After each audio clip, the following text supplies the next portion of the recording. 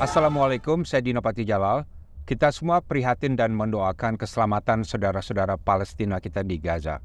Perang Israel-Hamas di Gaza dipastikan akan memburuk dan bahkan melebar karena Israel sudah bertekad untuk menghancurkan Hamas sebagai balasan atas serangan Hamas tanggal 7 Oktober dan tentunya Hamas akan memberikan perlawanan sengit juga. Sampai kapan rakyat Palestina akan menderita? Berapa banyak lagi korban akan berjatuhan? Kapan konflik Palestina-Israel akan berakhir? Dalam video ini saya ingin memberikan pandangan dan pemahaman mengenai solusi konflik Palestina-Israel. Saya mulai dengan satu poin penting, perdamaian yang permanen hanya bisa dicapai dengan satu cara, yaitu solusi politik. Mengapa? Karena solusi militer tidak akan bisa menyelesaikan masalah.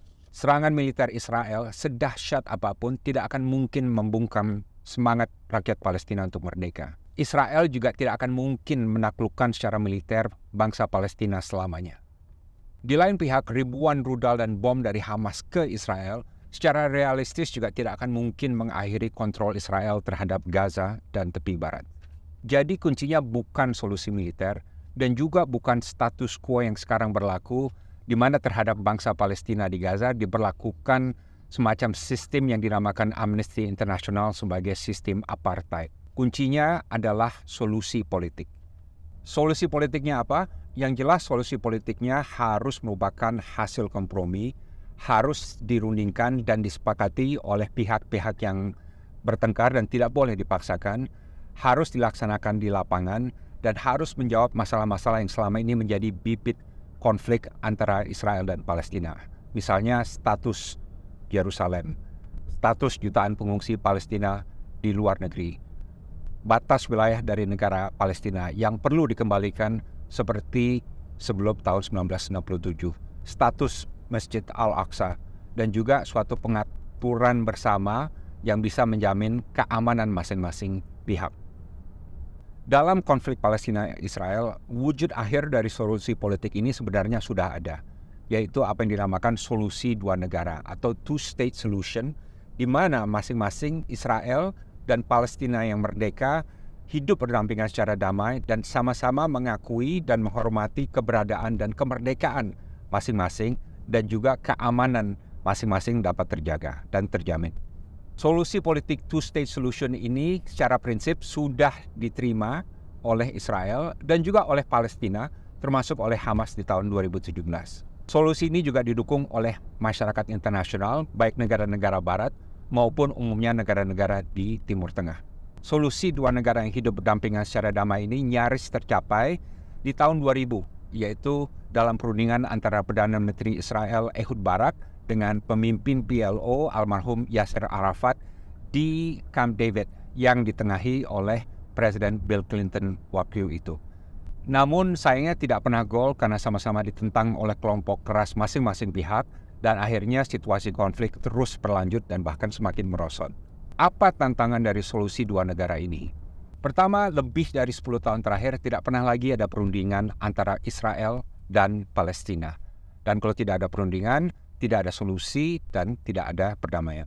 Kedua, di Israel, pemerintah koalisi yang dipimpin oleh Perdana Menteri Benjamin Netanyahu yang didominir oleh partai-partai sayap kanan yang menganut garis keras tidak lagi tertarik pada solusi dua negara. Perang Israel-Hamas semakin menjadikan prospek solusi dua negara semakin jauh lagi dan semakin memperkeras sikap pemerintah Netanyahu untuk menentang keberadaan suatu negara Palestina yang merdeka. Sementara di kalangan Palestina sendiri juga timbul kelompok-kelompok yang lebih berniat untuk menghancurkan Israel ketimbang menerima solusi dua negara. Dengan kata lain, hambatan utama untuk mencapai solusi politik dua negara adalah situasi politik dalam negeri masing-masing. Ketiga, di Palestina sendiri, antara Fatah dan Hamas juga tidak pernah kompak sejak pemilu tahun 2006. Sejak itu mereka bergerak di dunia masing-masing, di wilayah masing-masing, yang satu di tepi barat, yang satunya lagi di Gaza, dan dalam cara yang berbeda. Yang satu moderat, yang satunya lagi keras. Bahkan antara Fatah dan Hamas sempat terjadi benturan fisik. Berbagai upaya rekonsiliasi antara mereka diupayakan tapi selalu kandas, termasuk penundaan pemilu yang tadinya dijadwalkan tahun 2020.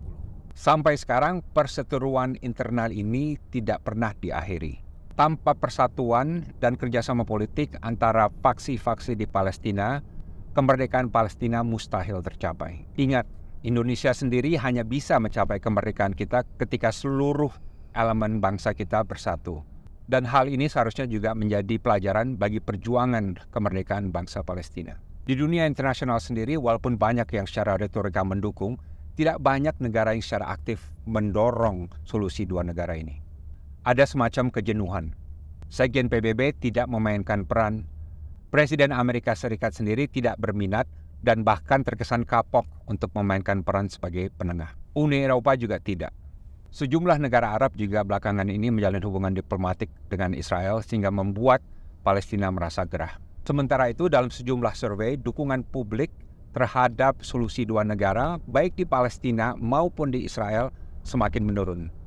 Sementara itu juga sistem politik apartheid yang berlaku sekarang semakin membuat rakyat Palestina merasa tertindas, menderita, putus asa, frustrasi, dan semakin banyak yang menjadi korban setiap harinya.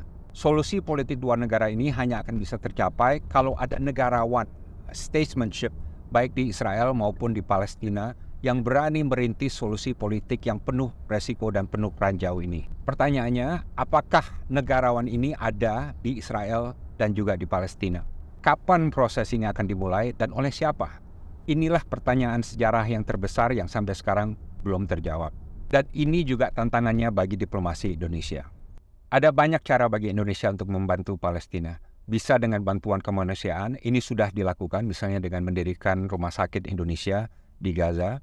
Bisa dengan bantuan capacity building terhadap otorita Palestina, ini juga sudah dilakukan. Bisa dengan dukungan moral, ini sudah dilakukan. Dan bisa juga dengan seruan diplomatik.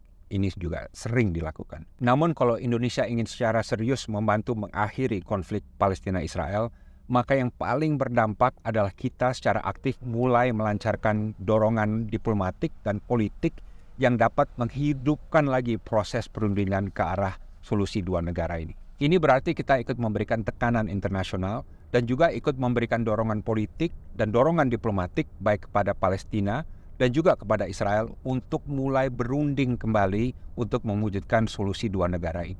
Ini dapat dilakukan dalam format perundingan yang baru, namun yang penting harus dilakukan secara gigih dan secara berkelanjutan. Yang paling penting, lakukan ini benar-benar untuk Palestina dengan cara diplomasi belakang layar atau quiet diplomacy dan bukan untuk konsumsi politik dalam negeri. Tanpa adanya solusi politik, alternatifnya adalah adu jotos yang tidak akan habis-habisnya dan akibatnya konflik kekerasan korban akan terus berjatuhan di Palestina untuk 50 tahun ke depan lagi dan bahkan 100 tahun ke depan.